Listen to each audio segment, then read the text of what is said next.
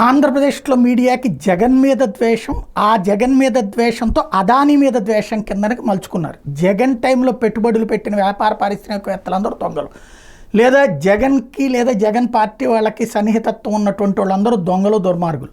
వాళ్ళు బడా బడా కంపెనీ, దేశంలో టాప్ 10లో ఉన్నటువంటి ఫార్మా కంపెనీ అయిన అరబిందో అయినా, లేదంటే ప్రపంచంలోనే టాప్ 10లో ఉన్నటువంటి అదానీ అయినా సరే, ఆంధ్రప్రదేశ్లో జగన్ ఉన్నప్పుడు పెట్టుబడి పెట్టాడు, లేదా జగన్ ఉన్నప్పుడు జగన్తో సన్నిహితత్వం ఉంది కాబట్టి అతను వాళ్ళని దొంగలుగానే చిత్రీకరించారు. అందులో భాగంగా సెకీ పవర్కి సంబంధించినటువంటిది. సెకీ అనేటువంటిది కేంద్ర ప్రభుత్వ సంస్థ. సోలార్ పవర్కి సంబంధించి ఎవరెవరైతే సోలార్ పవర్ తయారు చేస్తారో వాళ్ళందరితో ఒక ఒప్పందం కుదుర్చుకుని వాళ్ళ దగ్గర నుంచి కొని రాష్ట్రాలకు అమ్ముతారంది. ₹2.49 ఆంధ్రప్రదేశ్ ప్రభుత్వానికి అమ్ముతారంది. దాని మీదన జగన్మోహన్ రెడ్డి సర్కార్ ఒప్పందం కుదుర్చుకుంటే అబ్బెబ్బే అది కుంభకోణం అని చెప్పి ఆరోపించింది తెలుగుదేశం పార్టీ. అప్పట్లో కోర్టులకు కూడా వెళ్ళింది.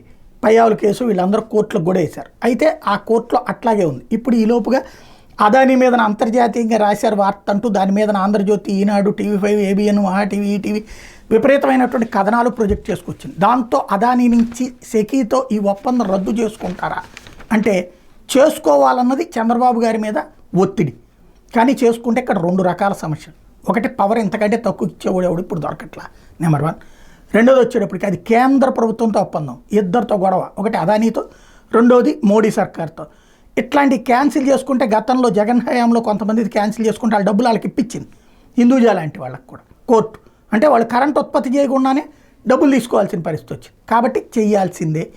అలాగని చెప్పేసి ఇంకోటి, అదానీతో గొడవ పెట్టుకుంటే జాతీయ స్థాయిలో అటు పక్కన ప్రభుత్వంతోనూ బీజేపీ వాళ్ళతోనూ శత్రుత్వం, ఇక్కడ లోకల్గా కూడా ఇండస్ట్రియలిస్టులు దూరం అవుతారు.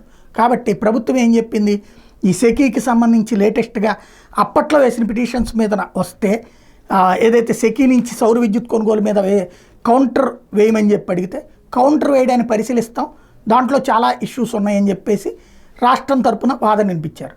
జనవరి తర్వాతకి వాయిదేశారు. అంటే సుదీర్ఘ వాయిదా.